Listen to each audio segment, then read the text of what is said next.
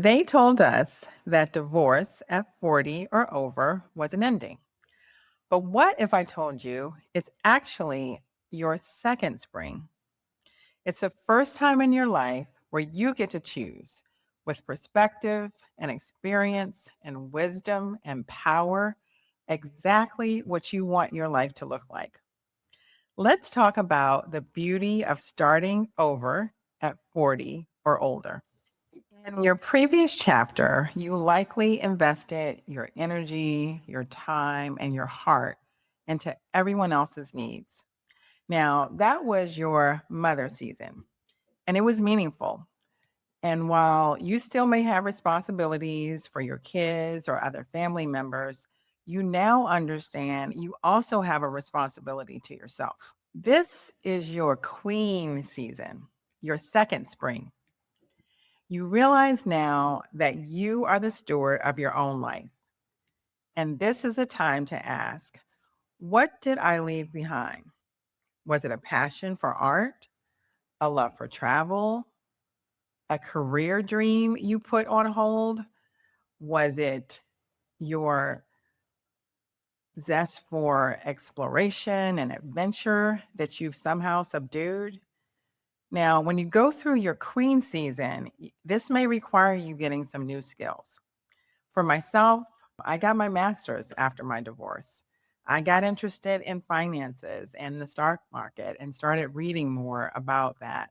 I got back to exploring. I started traveling both locally and domestically and also internationally. And everyone's story is going to be different through this season, but the idea is for you to really start taking the time to start figuring out how you want to design this next chapter of your life with intention. Experiment with different looks. I mean, my hair is a little bit long now, but I change my hair all the time. And right after the divorce, I had short hair because one of the reasons I think was because I wanted to have short hair before, but my ex liked long hair. So I had to switch it up, try different styles. Whatever it is that you have hidden or subdued or or suppressed, start exploring those things again. You know, if flowers make you happy, then buy yourself flowers. This is a time where you get to start investing in yourself again.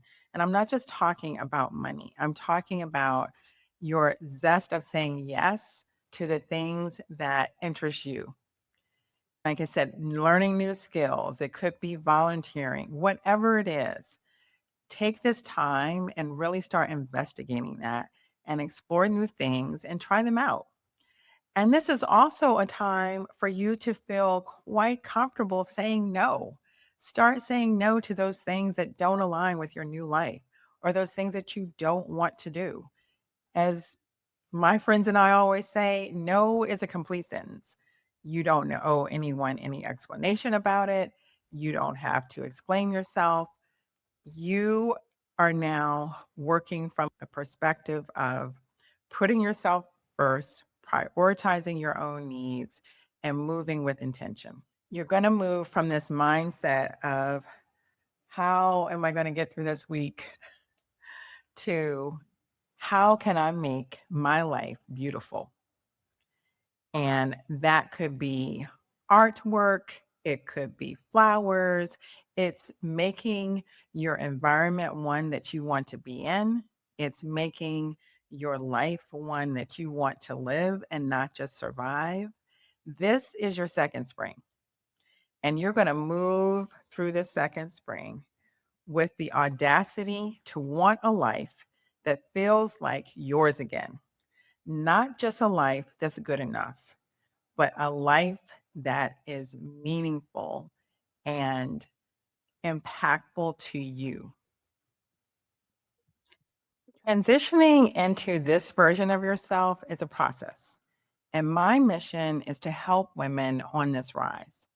On the final pages of the Phoenix Reset, I share a reflection to help you start dreaming about your second spring. If you're ready to stop just functioning and start truly living, download the guide below.